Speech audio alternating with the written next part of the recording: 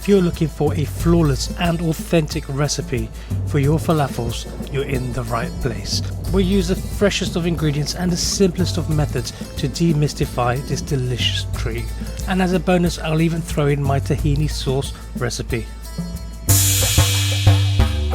What's up guys, and welcome back to the cheeky Indian and Indianish food that will blow your taste buds apart.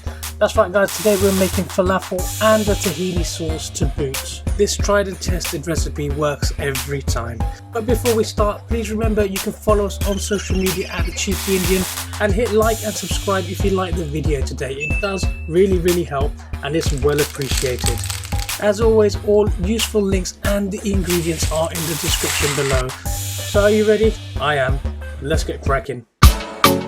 So quick run through the ingredients first. So for falafel we've got some dried chickpeas, fresh coriander and parsley, chopped white onion, loads of garlic, coriander powder and cumin powder, ground black peppercorns, salt, tahini paste, turmeric powder and chili powder. Perfect, now let's cook. So we're going to use 2 cups of dried chickpeas for this recipe. Now it's really important you use dried and not tinned. Tinned ones are great for hummus, no good for falafel. Saying that, we are going to wet these and soften them overnight, but they won't be as much as what tinned ones are. So when you've got your 2 cups of dried chickpeas, drop them in a bowl and cover them with water. Now completely submerge them and soak them overnight or for 24 hours if you can. And you'll have these doubled or tripled in size and bright and yellow. Here's a before and after. So if your chickpeas look like this, it's time to drain and rinse them. Wash them about 2 or 3 times and get rid of all of that murky water. And then it's off to the food processor for a good 2-minute blitzing. We want to get them down to a sand-like consistency.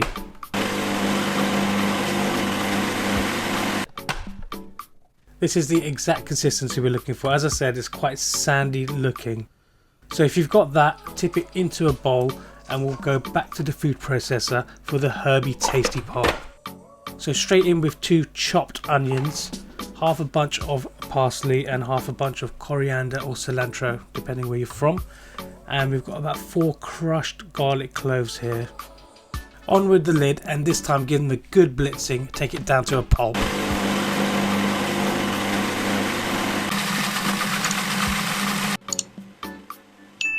This is great. That's exactly the kind of pulp you want here.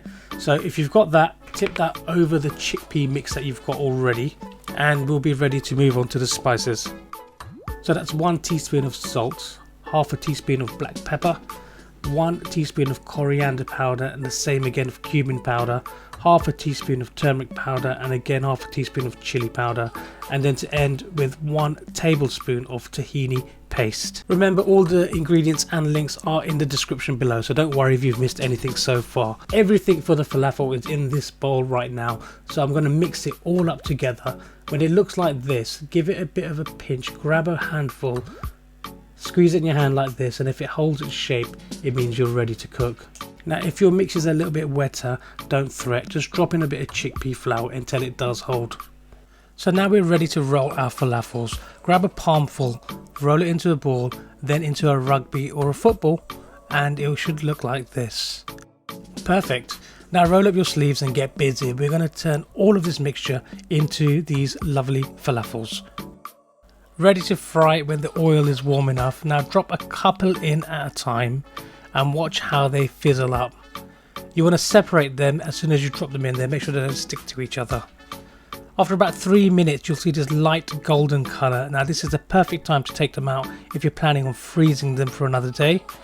But we're going to cook them and eat them today, so we're going to put them in for another couple of minutes and you'll end up with these lovely brown falafels.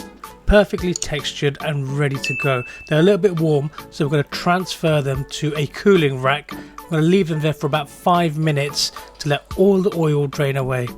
Repeat this until all the falafels are cooked and you'll have a tray that looks like this. They're so good. Crack one open and just check out how light and fluffy they are inside. Loads of texture, nothing like the supermarket mushy ones you get. So now it's time for our tahini sauce, the perfect accompaniment for falafels. Just check these out. We'll start off with 50 ml of cold water. To that we're going to add 2 tablespoons of tahini paste, which is sesame paste.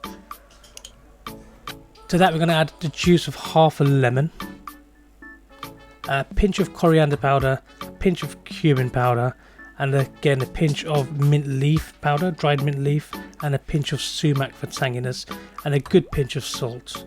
Here we've got 1 tablespoon of chopped pickle. And now give everything a good whisk, and we'll turn this into a lovely thick emulsion. Now all that's left is to drizzle this all over the falafel. Serve it up with a lovely parsley salad like this, the link for which is in the description below. I love my falafel in a pita or a wrap. They make the perfect sandwich, and the perfect accompaniment for a sandwich is these lovely shawarma pickles. Check out this link to the video in our shawarma series to see how you can make these pickles when you make your falafels. Thanks again for watching, and we'll see you in the next video.